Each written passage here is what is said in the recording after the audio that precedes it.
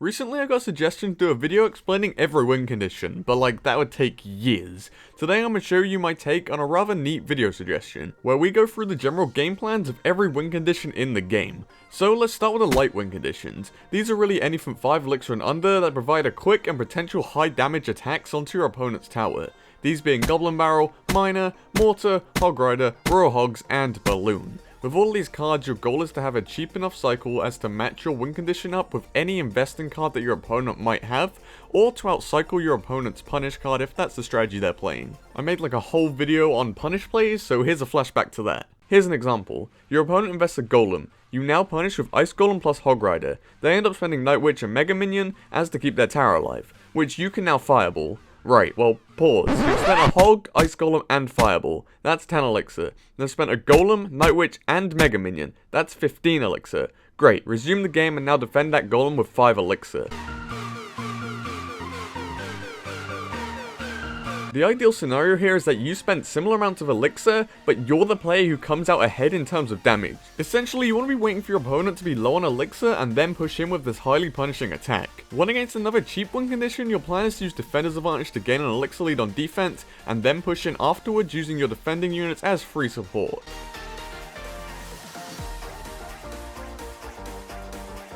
Each of these win conditions has their own special features that you can utilize for more success with them. Goblin Barrel spawns right in the tower and gives you 270 DPS directly onto your opponent's tower. The catch, however, is that the low health means easier counters. Miner is similar but totally different. He has low DPS and gives you 1000 health directly onto the tower. This sets up for swarms to ruin your opponent's tower, or for him to last a while and get that sweet chip damage. Mortar is obviously a building win condition that deals a hefty amount of damage upon contact. Once it connects to the tower, the DPS it does is quite significant from your side and is relatively easy to keep alive. The catch, however, is that it's not too easy to get onto your opponent's tower.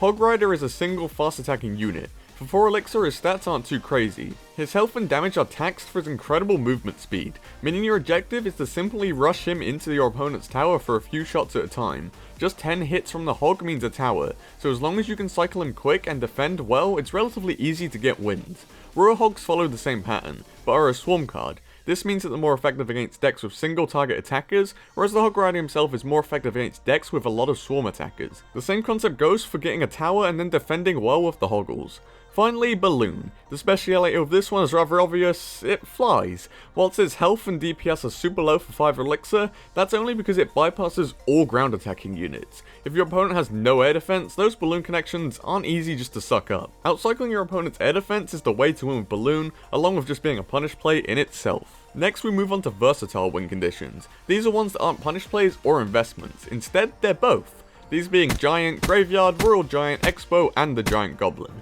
The plan with these cards changes depending on your opponent's deck. They can be a punish play if your opponent's win condition is an investment, or they can be an investment if your opponent's win condition is a punish play. Let's talk about investing. With an investment deck, you want to invest only when your opponent's punish is out of their hand. Force them to use their win condition by refusing to play your investment until double elixir. Once they use it, defend and then invest afterwards. Building up a big push should prove too much for the frailty of your opponent's defenses. Once more, all of these cards have their own unique features. Giants is his incredible HP per elixir cost, the second highest in the game for only 5 elixir. He's great at using to tank things and push in afterwards. However, he's also quick enough to punish if need be. Graveyards is pretty obvious, and that's being placed anywhere and giving a swarm over time. You want to be betting at your opponent's answers before pushing in with this card. Royal Giant has a unique feature of shooting from the river and outranging buildings. He's great at getting quick damage as a punish, but can also be put in the back to build around when facing a punish deck.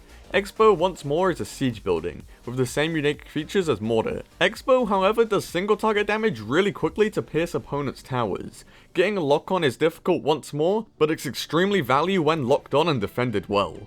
Finally, the Giant Goblin. He's the same as the Giant, except a bit quicker and can defend himself against certain defenses. My video on him is in the corner if you haven't checked that one out already. Anyways, onto our final section of the win conditions, and we get the investments themselves. These are, very simply, Lava Hound, Golem, and 3 Musketeers. These cards cannot be thrown at the river to punish, but instead only go in the back or the middle of your arena to build a large push around. Once more, they're all very unique. Lava Hound is the same as Balloon, terrible stats for 7 elixir, but flies so isn't bothered by ground units at all. Golem is the big old beefy tank that you shove your support units behind in double elixir to murder your opponent, and finally 3 musketeers are the swarm of these 3 investments. They're always to be split and have other units in the deck to bait out spells, and after that can run rampant on the board. So right now you might be thinking that I've left your favourite win condition out of my list.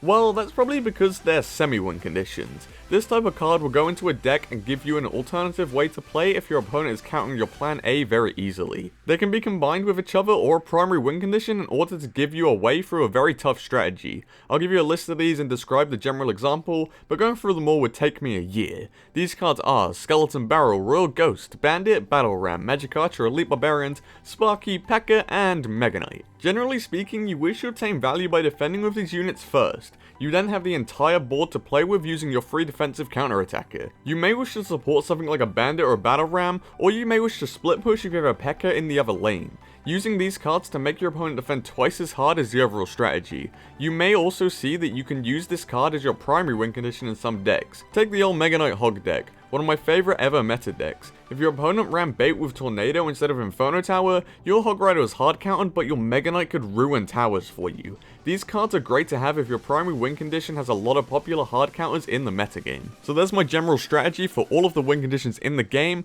and their unique features that you can abuse to get extra value out of them. Obviously, this video will expire in a few months with more and more win conditions coming out. However, hopefully I explained enough for you to be able to slot new win conditions into Punish, Versatile, Invest, or semi-win conditions yourselves. Finally, a shout out to GoGoop the Taco for this video idea, and also a poll on your favourite way to play in the top right.